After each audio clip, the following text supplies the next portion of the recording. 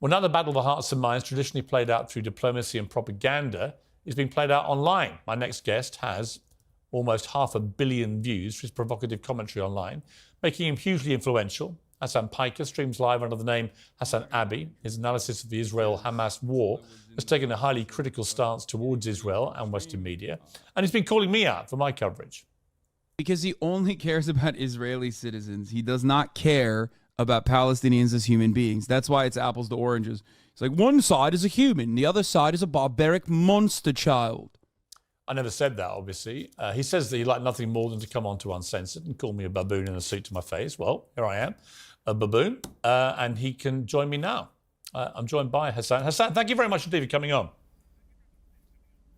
Thank you for having me, Piers. It's very early here in Los Angeles, California, but I'm going to try to do my very best to not do my British accent while I'm here. Well, I appreciate that. And listen, I appreciate you coming on. Explain to me why you consider me a stenographer for the Israeli government, given that in the last week, I think more than any other host in the world, I have given lengthy platforms to pro-Palestinian voices to articulate that side of the argument. No, I do have to commend you. You certainly have had more pro-Palestinian voices than the rest of the British media and certainly the rest of Western media in general. Now, as far as saying that you're a stenographer, I said that journalists are not supposed to be stenographers, and yet when it comes down to it, in most circumstances, in whatever conflict we may be in, there are stenographers for whichever party is aligning with the American State Department and the interests of the West in general. And Israel happens to be the one in this ongoing conflict. But it's interesting that you call me a propagandist, because I want to play you.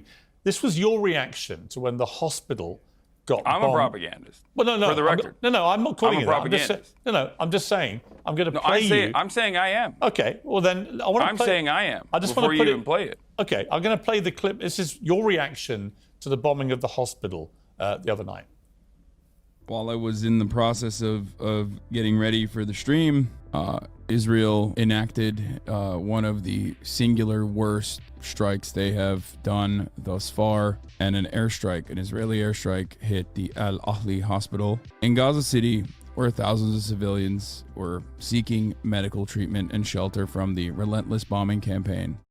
Now, interestingly, when you were saying that, I was coming on air too, and I took a position based probably on 30 years of being a journalist, including running major newspapers, working at CNN and others, of waiting, of just saying, I think we should just wait and see what has actually happened here, get clarification, see who's actually to blame before we start passing judgment. You raced in to assume, as many people did, by the way, including the New York Times, BBC, mainstream media, and of course, most of the Arab world then followed, that this was clearly, indisputably, an Israeli airstrike on this hospital. And yet all the evidence now suggests very strongly that it wasn't, that in fact this was a rocket that misfired coming from a terrorist group inside Gaza. So my question for you is this. Why would you would you be so certain in what you said before you knew? Okay, so first and foremost, before we get started on this conversation, let's understand something very important here. There's no electricity in Gaza. Internet is patchy in Gaza. There's no food in Gaza. There's no water in Gaza. This is all by design. This is because Gaza is under a brutal blockade, a brutal occupation by the Israeli government. Okay?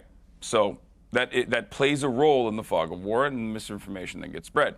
Having said that, however, you made it seem as though there is a certainty that this was 100% not an Israeli airstrike. No, I didn't. And instead, I literally just said it's not a certainty. Okay, sorry. I said the evidence is increasingly pointing to this not being an Israeli airstrike, and that is expert evidence from people who have no skin in the game at all.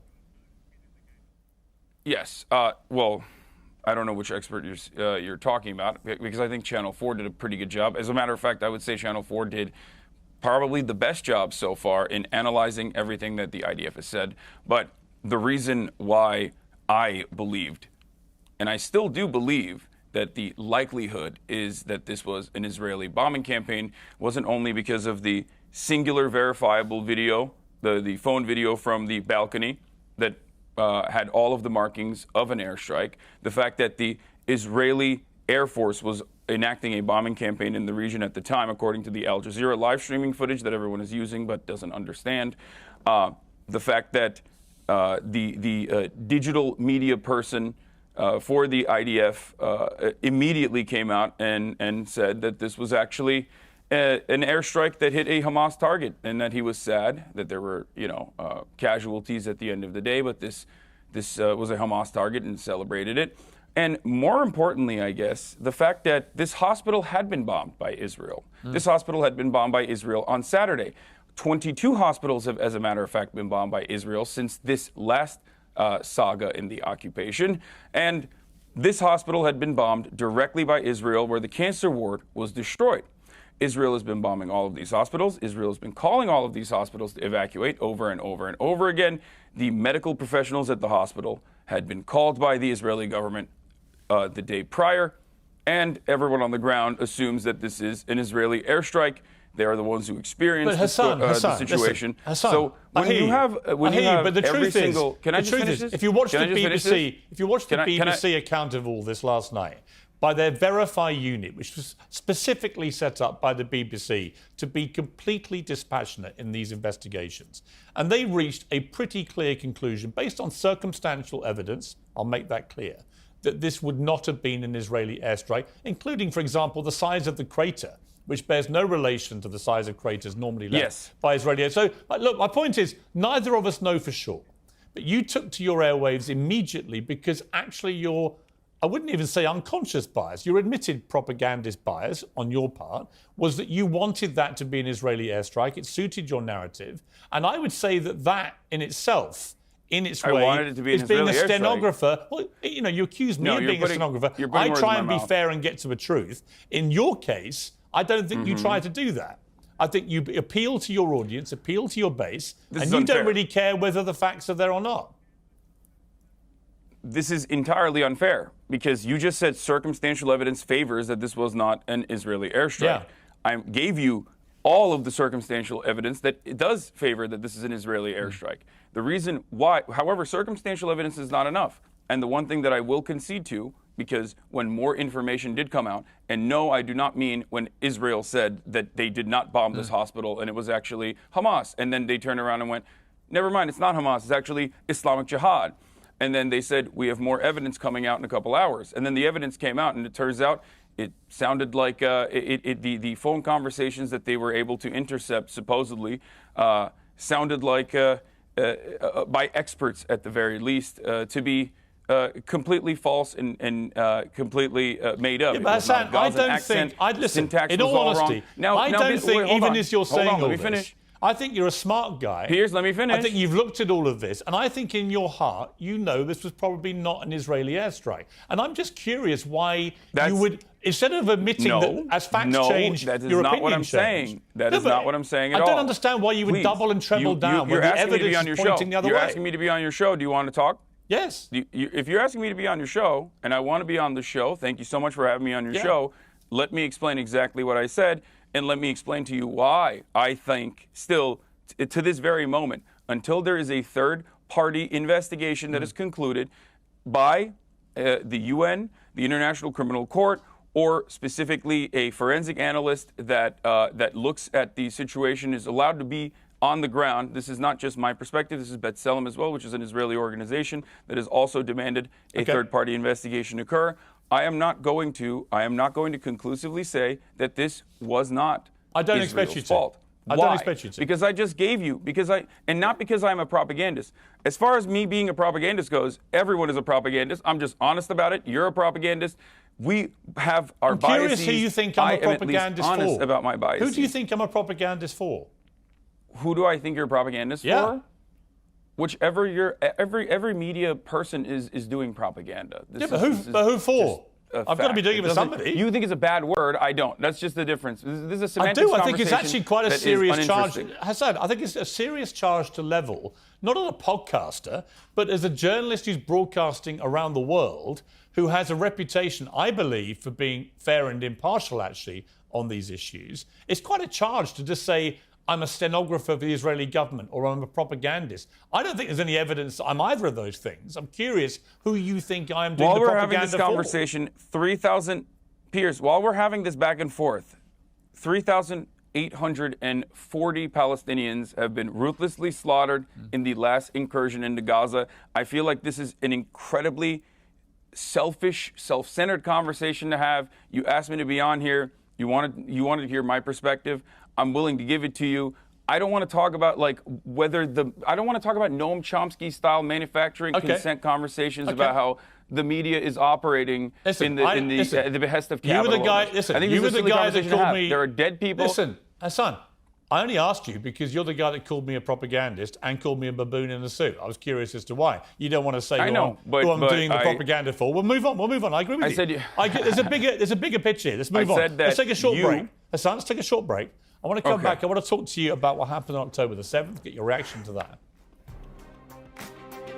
Welcome back. Hassan Piker is still with me. Hassan, I want to just play you a clip of something that you said about the October 7th terror attacks, and in particular, the attack at the music festival, which killed 260 people. Look at this guy. You know what shouldn't happen? Killing 260 people at a music festival. No, you're right, man. That just happened on its own because, bad guys wanted to do bad things. You're right. Dude, if they subjugated you to a open-air prison your whole life, you're going to break out eventually when you realize that there's no other way to get out of it. I mean, it sounds to me there, Hassan, that you are in some way saying they had it coming. Were you?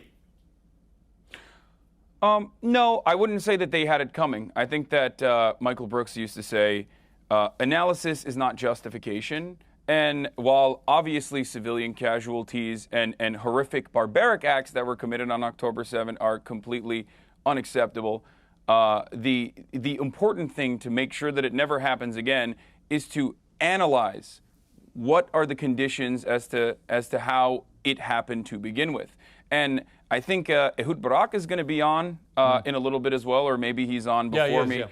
And I'm almost certain that while he has held the keys to the conversation and held the levers of the power in this conversation in many key and critical points, I would go so far as to say that he is among many others who also recognize that the Bibi Netanyahu administration is responsible. This is not just my assessment. This is 85% of the Israeli population's assessment at the time. This is years and years and years of refusing to negotiate with the Palestinian Authority.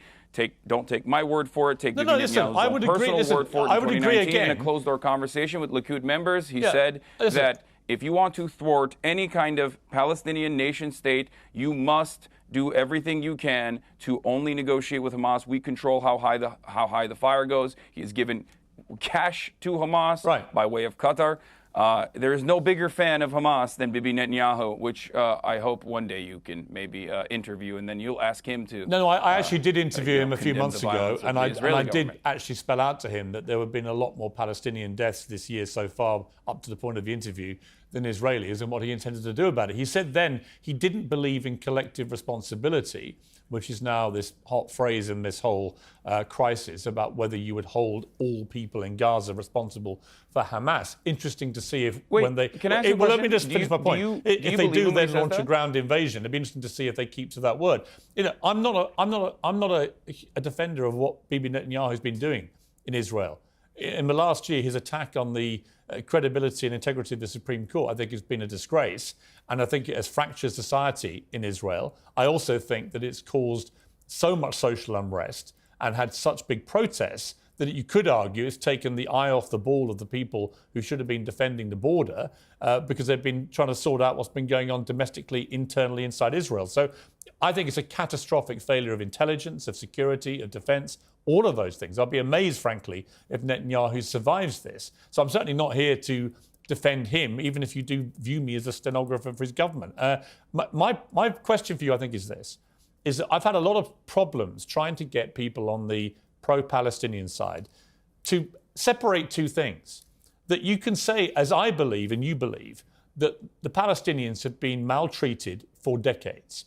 That the situation where they are effectively, I mean, I don't even call it an occupation because Israelis aren't in Gaza. They pulled out in 2005, but they still control the ability of Gaza. This is why I call you a propagandist. I'm just saying the phraseology is confusing to me because the reality is Israel exercises control over people in Gaza. It allows them in and out. It allows them to turn on the tap of water and so on and so on. I get all that. They don't actually live there because they can't live side by side with each other. That's why it's called an open-air prison. Right. I don't disagree with... That's why they call it the world's largest open-air prison. Yeah, but Hassan, I don't disagree with you. And I have pointed this out for a long time as a journalist. So we don't disagree about the appalling plight of Palestinian people. But the issue comes that if you can't separate that ongoing dispute between Israel and Palestine from the absolutely appalling barbarism of October the 7th, which was on a whole different scale to anything we've seen, where 1,400 people, Holocaust survivors, babies in their cribs, young women taken, tortured, abused, shot, beheaded, it was reported, and so on.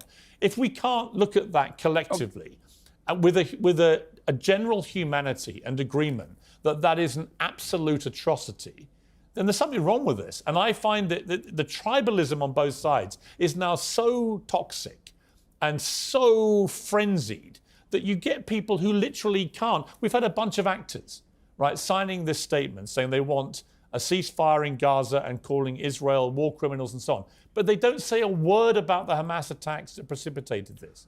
And I find that really hard, right? Really hard to accept. But do you agree with them? If they had said, for example, that October 7 attacks were brutal and massacres occurred, and then they said everything else, that Israel is committing war crimes, would you agree with them? Okay, here's what I would honestly say about that. Is Israel not allowed to defend itself from the worst terror attack we've seen since 9/11? Is it not allowed to defend itself after 1,400 people in Israel are butchered in that way? And the question then, if you assume that they are able to defend themselves, as any free democratic country, that is the Israeli State Department line, that is the IDF's line, that is the line that everyone Hassan, let me ask you this. It then becomes a question of how can they defend themselves? If their mission now is to get rid of Hamas, a terror organization that's committed one of the worst acts of terror ever seen, if that is their stated aim, then what they are doing is consistent with that, isn't it? No. Here's why this is actually an abject failure, and this is not just my perspective on the matter. I'm just a dumb idiot with a Twitch stream who is live reacting to the news and trying to make sense of everything as it's ongoing. I usually have a policy of not covering breaking news, and sometimes that policy is violated, but ultimately I am not held up by the same journalistic standards, even though I think I do a much better job than most other news outlets in general.